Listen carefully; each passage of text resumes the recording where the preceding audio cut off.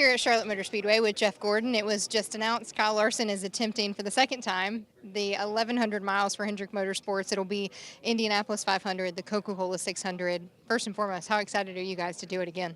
Yeah, really excited. A lot of thought went into this, and obviously with the way it went this year, it was should we do this again? But all the metrics lined up.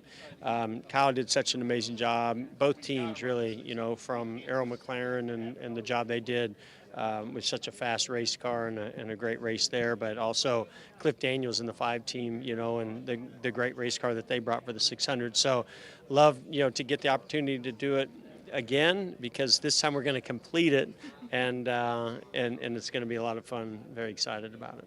I know a huge goal for both you and Kyle is completing those 1,100 miles, but learning what you guys learned this season and doing it in 2024, how much stronger do you anticipate both of the teams to be in 2025?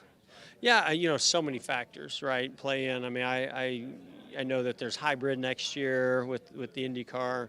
Chevrolet gave, us an amazing power plant, and Arrow McLaren did a great job. So, I feel very confident both these teams are at the top of their game, and that we won't really know where things are at until we get into next year.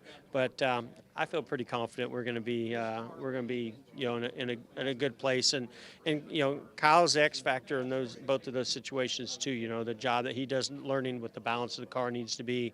And knowing how to navigate traffic and all those things, I think that my money's on them. Well, we know that Kyle Larson is one of the top motorsports athletes in the world. He can compete in anything. We saw it last season, how he adapted to IndyCar and the Indianapolis 500. As far as the crossover between NASCAR and IndyCar, how important is it to showcase our top talent, a champion of our sport, and make sure that these two teams are working together fluidly? Yeah, I mean, I think certainly if you're Kyle Larson, you're proud of this effort. But I think if you're a NASCAR fan or a competitor, you're really proud of what he did at Indy. I think everybody's impressed. And this is the key. One of the reasons why a lot of guys don't do this double is because you're getting into a car that's so much different. Rear engine, high downforce, on and on and on. But he gets in stock cars, sprint cars, late models, dirt, pavement. And so when you're adapting to something new, when you're used to doing it, it can happen easier, especially when you're a talent like Kyle is. So, that's why it doesn't happen every year. And, when it has been done, it hasn't always gone well. So, it's certainly not an easy task, but he made it look easy, I'll be honest.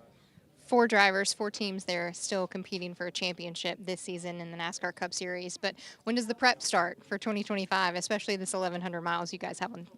Yeah, not quite yet. I mean, I know that there's a test at Indy in October, but, we don't plan to do it. We're going to follow Arrow McLaren's lead on getting Kyle laps and getting in the car when the time is right.